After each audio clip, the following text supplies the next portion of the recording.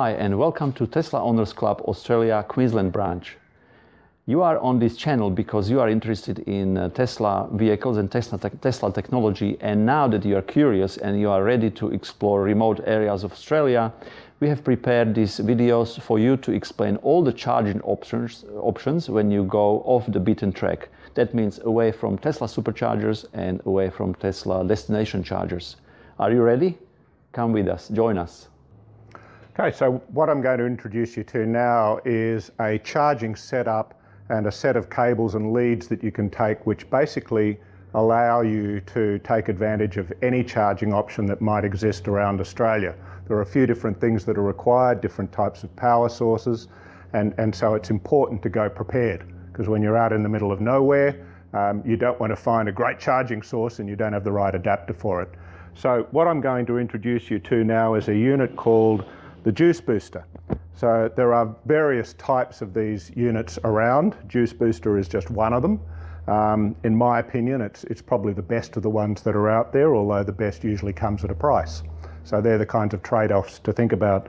But the advantage of the Juice Booster is that it will handle pretty much everything from single phase 10 amps, which is your traditional household power point, all the way up to three-phase 32 amps.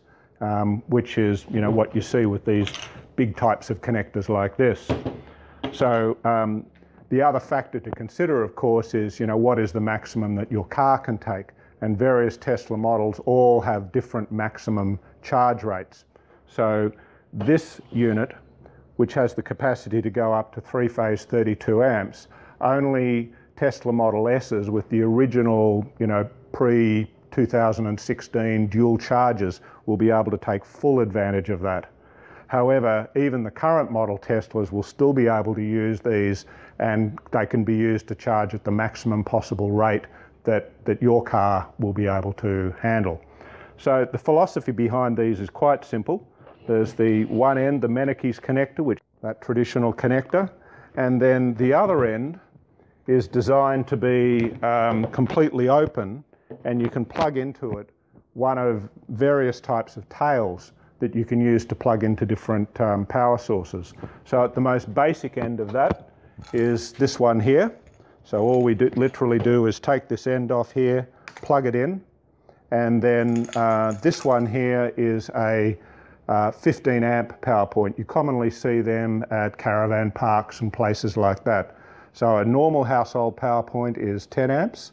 These run at 15 amps, which just gives a little bit more juice and allows you to charge at a faster rate.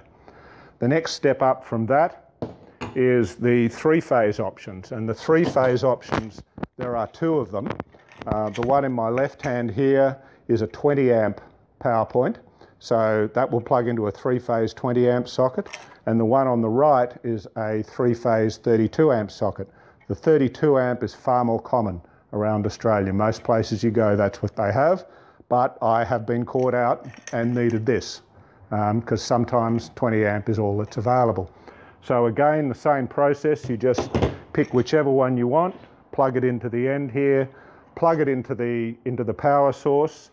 The beauty of the Juice Booster is that it auto detects which of these has been plugged in and adjusts the maximum charge rate accordingly. So it's impossible to pull too much power out of the socket. If you have your car, looking to pull 32 amps and the socket can only deliver, 16 amps, then you're just going to pop circuit breakers. So it's very important that that matching is done. The other type of tail which I want to mention that connects onto this is what we call a Type 2 to Type 2 tail. So, what plugs into the Tesla in the Model S anyway, Model S, Model X, is a Mennekes connector, Type 2. And then the other end that plugs into the power source is the same. So these are very important for us in Queensland because the Queensland electric highway chargers, which use the CHAdeMO charging type, they have these as their backup.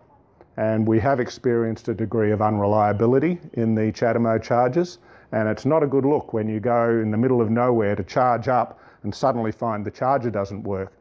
The beauty of this is they do have these backup Type 2 chargers available, so it's important to be able to have one of these to plug in as a backup.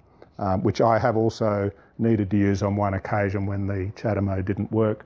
So the beauty of all of this is that it's a nice, simple, compact setup that gives you every possible option that you could need. It all just gets stored away in a nice little box, which I store underneath the rear boot of my car. So that is the juice booster. If you have found this information helpful, and if you would like to see more of these videos, click on the subscribe button now, so YouTube will send you notifications of our future videos.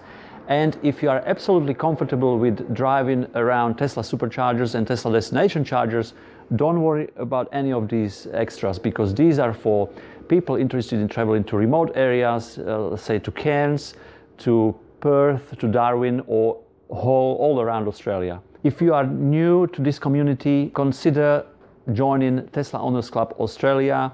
Specifically, if you are in Queensland and Northern New South Wales, join Tesla Owners Club Australia Queensland branch for interesting events, get-togethers, and creating and growing this community of Tesla enthusiasts. Thank you.